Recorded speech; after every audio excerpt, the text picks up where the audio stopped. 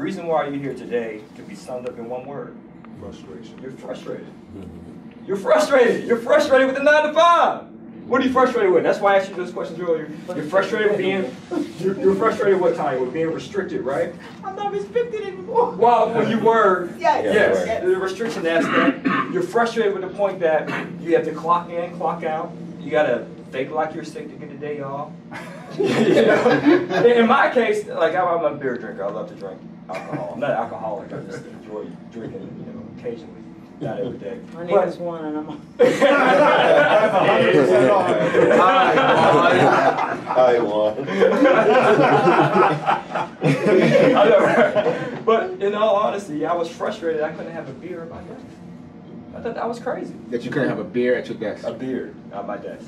I was frustrated for so many reasons. I was in my young 20s, and the biggest frustration was, even though I worked my butt off, if someone was there with tenure, they would still have rank on me, right? Even if I produced results based upon the bureaucracy, I still had to wait 30 years working for the government for this person to retire in order to get promoted, right? So I wasn't necessarily rewarded based upon my efforts. Okay, so that's one of the things that frustrated me. To the point, I had to make a change, and I call this the greatest advice I've ever received. All right, so you guys might have heard this on YouTube, hopefully not, but I'm going to state it for those of you who are new to 100% Finance anyway. So back in my young 20s, right, mid-20s, I like to compete. I love to be competitive. If we were playing a game of basketball and I happened to see like your girlfriend was in the stands, I would do my best to try to embarrass you. Just doing the sheer aspect of being competitive, right? So while I was working at my day job for the government, the United States Census Bureau, are you guys familiar with the Census Bureau? Yes. They have you fill out surveys, how many people live in your house, how much money you made, very invasive questions. So I used to be that guy in the office who will send them out to your door. People after people, I used to send them out. And as a part of my job, the most surveys we got completed, the better, okay? And we had a month to do it. So being out as a supervisor, very competitive, I said, you know what? I love contests. Just the sheer aspect of just competing, right? So I said, you know what? There might be several people on my team who love to compete as well. So I'm gonna send out a mass email. Some of you guys get like mass emails day after day from us, right? I used to do that too at my day job. Just send emails out left and right. And I said, hey, we're gonna have a contest. Whoever completes the most surveys in a week, I'll treat you out to lunch. Motivated. Yep. And I'll give you a certificate of appreciation. You know, print that off using Microsoft Publisher or something like that. And you get an umbrella in our supply closet. We had a bunch of umbrellas just collecting dust. I said, hey, you got problems to get them I mean, they're out in the field knocking on doors, they can use an umbrella. So I sent out the email. By day 7, normally we're around 25% completed where our response rate is concerned. As a result of the contest, we were at 65% completed. So our results went through the roof. Yeah. So of course, you know, I'm like, and my shoulders back, head held high. I get called into the office by my supervisor. So I come down and I have a seat, and she scowls over me like this and says, Juan, what you think you're doing? I'm like, I'm getting results. Ain't that what it look like? You know, happy. I'm joyous. I'm joyful. And she said, what do you mean? Don't you know who you work for? You work for the government. And it kind of put me back a little bit. You work for the government. There's bureaucracy, there's policies, there's red tape, there's procedures you have to follow.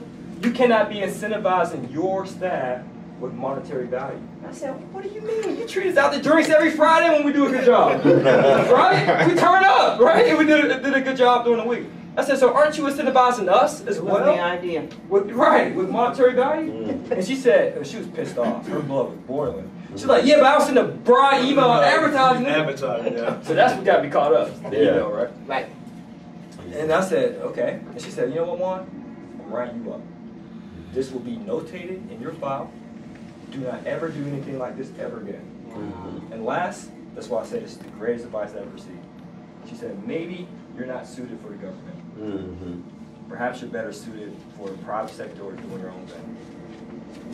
That's what she said. A young, ambitious, competitive young man who's trying to get results, which I did. She reprimanded me when I should have been congratulated.